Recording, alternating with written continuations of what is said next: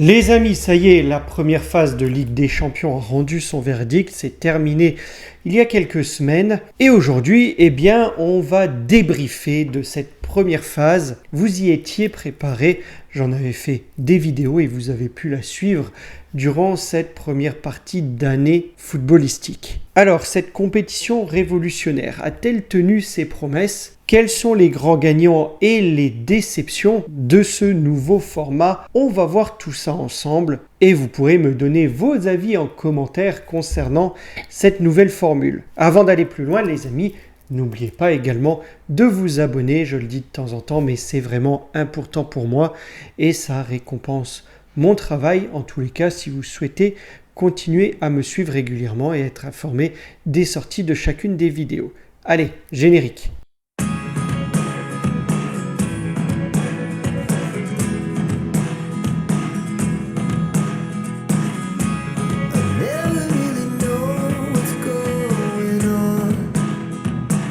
Bonjour les amis, bienvenue dans cette nouvelle vidéo où on va donc débriefer autour de cette première phase de Ligue des Champions, la phase à poule unique.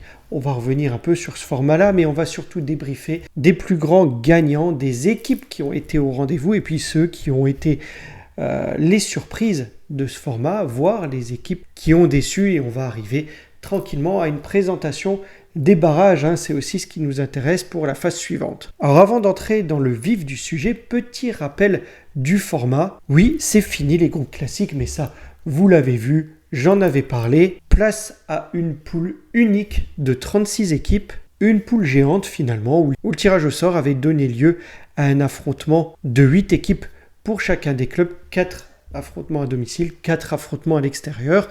Et à la fin de ces 8 journées de mini-championnat, on fait un classement pour déterminer la place de chacun. Les 8 premiers sont qualifiés pour les 8e de finale et on les connaît, on va y revenir. Les équipes classées de la 9e à la 24e place par contre s'affrontent en barrage et au-delà, les clubs sont éliminés directement. On n'est pas renversé dans une autre compétition européenne comme ça a pu être le cas par le passé. Pour les équipes classées de la 9e à la 24e place, il y a donc un barrage ou un 16e de finale, appelez-le comme vous voulez. Et nous allons voir quels sont aussi ces barragistes. Alors, il y a eu des grandes équipes au rendez-vous et je peux vous en citer quelques-unes et des favoris, sans surprise, Liverpool. Liverpool qui est, vous le savez, un de mes clubs de cœur. Ils ont enchaîné les victoires jusqu'à la 7e journée. Ils se sont fait piéger à Eindhoven lors de la dernière et ultime journée, la 8e de cette phase de Ligue des Champions. Bon, je ne sais pas s'ils ont un peu levé le pied ou pas. En tous les cas, Liverpool, c'est sans doute une des meilleures équipes d'Europe actuellement, avec un des meilleurs joueurs d'Europe, Mohamed Salah, et un entraîneur qui a pris la suite directement, Arne Slot, qui a pris la suite directement de Jürgen Klopp. Il y a une certaine continuité avec ce jeu en gegenpressing dont j'ai déjà parlé quand j'évoquais le jeu de Jürgen Klopp sur la chaîne. Mais c'est une équipe qui fait vraiment plaisir à voir jouer, une équipe très solide. Et donc, on va certainement les voir lors de gros affrontements à venir. Il y en aura un notamment très bientôt pour eux, puisque le tirage au sort des 8e de finale a été réalisé. On en reparlera. Ensuite, on peut citer le FC Barcelone derrière, toujours au rendez-vous, 2e de ce classement. Ils auraient peut-être même pu chipper la place à Liverpool, mais ils se sont fait égaliser lors de leur dernier match. S'ils avaient remporté le match, ça se serait joué au goal average, et là ils étaient devant Liverpool. Bref, ils finissent 2e, encore un grand qu'on attendait et qui est là. Et puis derrière en vrac, on voit quelques grandes équipes comme Arsenal, l'Atlético de Madrid, l'Inter de Milan, Leverkusen, et puis 2 équipes qu'on attendait peut-être moins à ce niveau-là, Lille qui a fait une superbe campagne de Ligue des Champions avec un calendrier pas facile, qui a ravi ses supporters lors du dernier match avec une victoire 6-1. Et derrière Aston Villa, qui a fait une dernière saison en Angleterre très bonne et qui répond présent en Ligue des Champions puisqu'il se qualifie également directement. Nous avons donc les 8 équipes à se qualifier directement. Ensuite, je le disais, de la 9e à la 24e place, quelques équipes qui ont pour moi un peu déçu. J'imaginais par exemple que le Real de Madrid serait au-delà de ce classement. Ils ont fini 11e. Bon, c'est une place honorable, pas de problème, mais ils auraient pu éviter un tour qui va être difficile, on va en parler après, et être directement en 8e de finale. Il y a eu des matchs assez laborieux pour eux, notamment contre des équipes françaises, notamment contre Lille. Le Bayern Munich, on attendait peut-être le Bayern un peu au-dessus également, petite déception. Et puis le dernier que je citerai, bien évidemment, c'est le PSG. Avant les 3 dernières journées de Ligue des Champions, c'était dur, hein, plusieurs contre-performances contre différents clubs. Et puis ils se sont repris sur les 3 dernières journées de championnat de Ligue des Champions, avec une victoire, il me semble, 3-0 d'abord, puis 4-1, vous l'avez certainement suivi, contre City, et la victoire à Stuttgart également 4-1. C'était 4-2, contre Manchester City, et la victoire 4-1 à Stuttgart. 3 victoires de suite qui leur a permis de remonter au classement et de finir 15e, mais on a eu des craintes pour le PSG et c'était pas un parcours de tout repos. Voilà, ça, Bayern, Real de Madrid, PSG, des équipes qui m'ont un petit peu déçu mais qui ont répondu quand même présent et qui seront en 16e de finale ou en barrage dans les équipes qui recevront au match retour. Ils ont fini dans la première partie des barrages. Alors, concernant les équipes qui m'ont beaucoup déçu, j'en citerai une. Elle a déçu un peu tout le monde.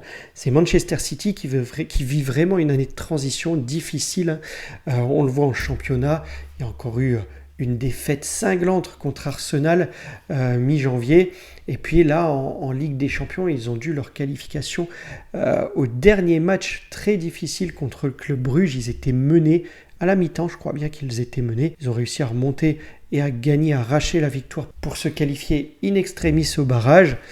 C'est une équipe qui a eu beaucoup de mal en Ligue des Champions et qui recevra au premier match, et ils se déplaceront donc pour le match retour, mais c'est l'équipe, je dirais, qui m'a le plus déçu. Voilà, on a vu en vrac les équipes au rendez-vous, les surprises, mais plutôt dans le sens contre-performance, et puis les déceptions. Je vais quand même vous citer quelques surprises qui, pour le coup, eux, ont déjoué les pronostics grâce à un jeu un peu décomplexé et qui ont accédé à ces barrages. On va citer en France Brest, bien entendu. Brest qui a fait une campagne européenne mémorable pour eux. C'était leur première participation à la Ligue des Champions. Ils ont eu, c'est vrai, un calendrier peut-être un peu plus facile que d'autres, mais ça n'enlève rien à leur mérite. Ça n'enlève rien à leur mérite. Ils ont su tirer leur épingle du jeu, être présents au rendez-vous, hausser leur niveau de jeu et se qualifier pour les barrages. Je terminerai quand même avec Monaco en France. On a parlé de Paris, on a parlé de Lille, on a parlé de Brest. Donc naturellement, je termine avec Monaco, qui m'a un peu déçu dans le sens où ils ont été incapables d'être réguliers dans cette campagne-là. Beaucoup d'irrégularités dans leur jeu, en tout cas dans le niveau de jeu qu'ils ont pu proposer, avec parfois de très belles victoires et parfois des défaites décevantes. Je passerai sur leurs défaites à chaque fois 3-0 contre l'Inter et contre Arsenal. Les équipes étaient bien trop fortes. D'ailleurs, on a pu voir Arsenal contre le PSG également. Par contre, la défaite à lui 2 à domicile contre le Benfica, ils auraient pu l'emporter. Voilà, c'est cette irrégularité. Parfois, tu gagnes contre Aston Villa, mais tu perds contre le Benfica. Le Benfica est une très bonne équipe, mais je pense que sur le match, ils auraient pu l'emporter. Donc Monaco m'a un peu déçu sur cette régularité. Alors quoi dire de ce format, les amis ? Eh bien c'est un format qui divise toujours. Il divisait avant qu'il se mette en pratique beaucoup de scepticisme. Maintenant qu'il a eu lieu, j'ai l'impression qu'il y en a un peu moins. J'écoute certains amis à moi qui disent regretter le précédent format. Oui, cette nouvelle formule fait couler beaucoup d'encre, mais certains louent aussi un format un peu plus compétitif, des surprises, de la diversité. Et moi, les amis, j'ai beaucoup aimé. J'entends certains journalistes aussi, et j'ai lu après la dernière journée de championnat, certains journalistes s'enthousiasmer de cette nouvelle formule de Ligue des Champions. Eh bien, moi, je l'aime beaucoup. La dernière journée, un multiplex sur Canal, splendide, avec plus de 65 buts, une soirée comme ça, c'est un régal, les amis. Alors, moi, j'en redemande de ce format de Ligue des Champions. Ça m'a convaincu. Je faisais partie des sceptiques, avant le lancement de cette nouvelle campagne européenne. Mais le premier tour m'a ravi et cette dernière journée m'a résolument contenté. Je ne sais pas si vous suiviez sur Canal, mais on entendait la petite musique là de Canal, quand il y a un but. C'était une dinguerie, on l'entendait tout le temps. C'était du grand spectacle. Voilà, donc moi je le dis, j'aime beaucoup ce format. Dites-moi ce que vous en pensez en commentaire. Or maintenant les amis, place à l'avenir, place au barrage. Ça nous réserve quelques belles affiches, notamment une, on va en parler tout de suite. mais on va vivre des chocs incroyables. Club Brugge-Atalanta, le premier barrage, le Club Brugge, j'en ai un peu parlé parce qu'ils ont failli éliminer Manchester City lors de la dernière journée. Ils affrontent Atalanta.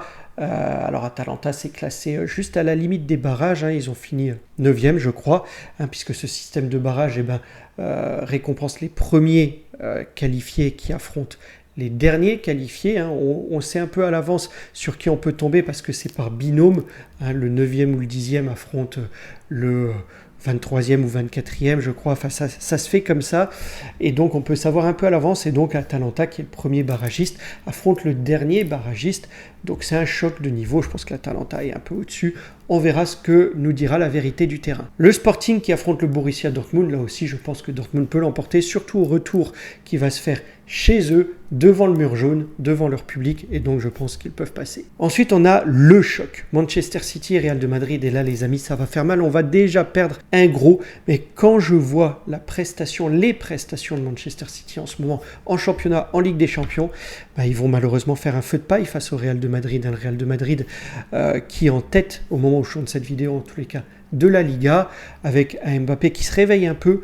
Je pense qu'ils vont souffler sur Manchester City et on va malheureusement voir City s'écarter de la course à la Ligue des Champions, eux qui sont les tenants du titre. Bon, on verra bien ce que nous dira la vérité du terrain ici, mais si je devais mettre une pièce, ce serait sur le Real de Madrid. Plus gros choc de ces 16e de finale ou de ces barrages, comme vous voulez. Ensuite, Celtic, Bayern de Munich. Là aussi, avantage au Bayern de Munich, je pense. Je disais que je les voyais au-dessus et se qualifier directement. Ils sont parmi les premiers barragistes.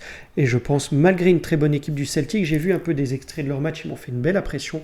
Mais je pense que Munich est un peu au-dessus. Juventus-PSV, ça va être, à mon sens, un match très équilibré. C'est peut-être pas la plus belle affiche, mais pour moi, ça risque d'être le match le plus équilibré des 16e de finale.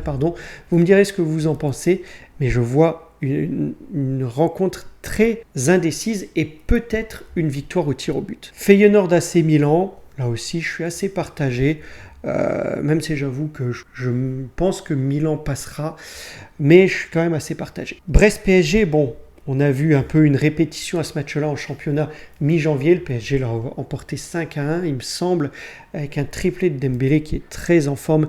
Là, je pense que Paris va écarter Brest. Je dirais pas facilement, mais c'est largement à leur portée. Et puis le dernier choc, Monaco-Benfica. J'ose croire à une victoire de Monaco qui retrouve donc un club qu'ils ont affronté, parce que ça c'est possible, un club qu'ils ont affronté lors de la première phase. C'est possible, tout comme deux clubs français, on l'a vu avec Brest-PSG, peuvent s'affronter. Bien, je pense que Monaco, j'espère, va prendre sa revanche sur le Benfica qui les avait perdus. J'avais dit que j'étais déçu par ce match-là où Monaco tenait le bon bout avant de se faire submerger. Mais là, je pense que Monaco va tirer son épingle du jeu et va écarter le Benfica. Voilà pour l'ensemble de ces 16e de finale, je vais y arriver, de ces barrages. Les qualifiés rejoindront ensuite les autres équipes en 8e de finale et on pourra avoir de très gros chocs tout de suite. Les barrages auront lieu le 11 et 12 février pour la phase aller et la phase retour sera disputée le 18 et 19 février. Et là les amis, en 8e de finale, eh bien on pourrait voir, si Paris par exemple bat Brest, une affiche entre le PSG et Liverpool ou une affiche entre le PSG et Barcelone. Donc je vous disais, il y a quand même des risques de voir des très gros affrontements assez rapidement. Voilà les amis, alors cette première phase de Ligue des Champions de nouvelle formule a été riche en enseignements, entre confirmation, surprise et déception. Merci à vous d'avoir suivi cette vidéo, dites-moi en commentaire ce que vous en pensez. Vous pouvez également me donner vos pronostics pour ces barrages, ces 16e de finale, je vous ai donné rapidement les miens. C'est une vidéo d'actualité, donc comme quand j'en fais, il n'y aura pas vraiment d'incrustation, de montage, etc. Bon, ce ne sont pas les vidéos les plus travaillées, vous en conviendrez. Mais bref, si elle vous a plu, likez, partagez, commentez, mais surtout appréciez. Et je vous dis à très vite pour une prochaine vidéo. Prenez soin de vous les amis. Au revoir.